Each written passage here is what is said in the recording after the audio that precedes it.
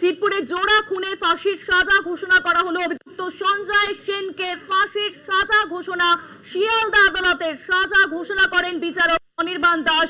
এই বিচারকের ঘরে আরজিকর মামলার শুনানি চলছিল। 2015 খুন হয় বৃদ্ধ দম্পতি। বিপুল টাকার গয়না এবং নগদ টাকা চুরি করে খুন করা হয় দম্পতিকে। বৃদ্ধ দম্পতি প্রাণগোপাল দাস এবং বেনুকা দাস, প্রাণগোবিন্দ দাস ও রেণুকা দাস, আর এবার প্রফেসর ছিলেন তারা। আর এবার ফাঁসির সাজা ঘোষণা হলো। অভিযুক্ত সঞ্জয় সেনকে ফাঁসির সাজা ঘোষণা শিয়ালদা আদালতে। যে বড় খবর সামনে আসছে, চিতপুর জোড়া খুনে ফাঁসির সাজা ঘোষণা।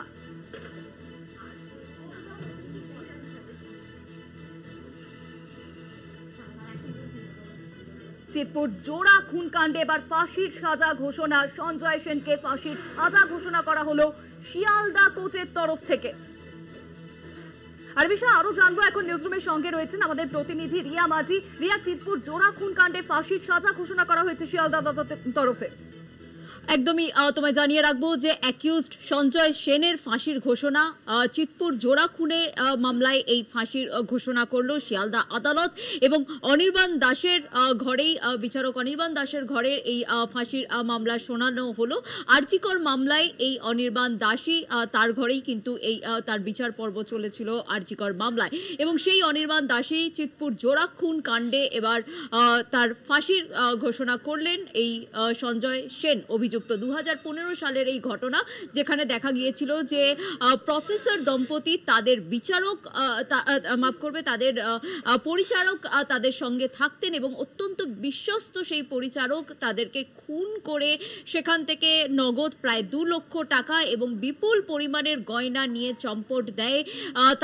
বেশ সেখান থেকে তাদের ঘর থেকেই তাদের দেহ উদ্ধার করে। রক্তাক্ত অবস্থায় পুলিশ তাদের দেহ উদ্ধার করে এবং সেই দেহ উদ্ধার করার পরে যখন তদন্ত শুরু করে ডিডি সেই তদন্ত ভার নেয় এবং তদন্ত শুরু করে কিন্তু সেই সঞ্জয় সেনকে গ্রেপ্তার করে। গ্রেপ্তার করার পরেই কিন্তু সেই বিচার চলে, দীর্ঘদিন ধরে সেই বিচার চলে এবং ট্রায়াল হয়, এবং ট্রায়াল হওয়ার পরেই কিন্তু গিলটি হয় এবং তারপরেই কিন্তু এই সঞ্জয় সেন তার আজ ফাঁসির সাজা শোনানো হয়েছে শিয়ালদা আদালতের তরফে বলে কিন্তু এমনটাই জানা যাচ্ছে। অনেক ধন্যবাদ রিয়া। নিউজরুমের সঙ্গে ছিলেন আমাদের প্রতিনিধি রিয়া মাঝি। চিতপুর জোড়া খুনে এবার ফাঁসির সাজা ঘোষণা।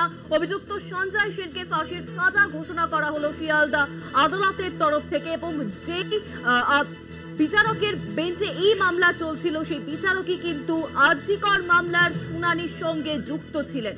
অভিযুক্ত সঞ্জয় সেনকে ফাঁসির সাজা ঘোষণা করা হলো। সাজা ঘোষণা করেন বিচারক অনির্বাণ দাস। অনির্বাণ দাস কিন্তু বিচারক অনির্বাণ দাস তিনি কিন্তু আরজিকর মামলার শুনানিতে তিনি ছিলেন। বিচারকের ঘরেই কিন্তু আরজিকর মামলার শুনানি চলেছিল।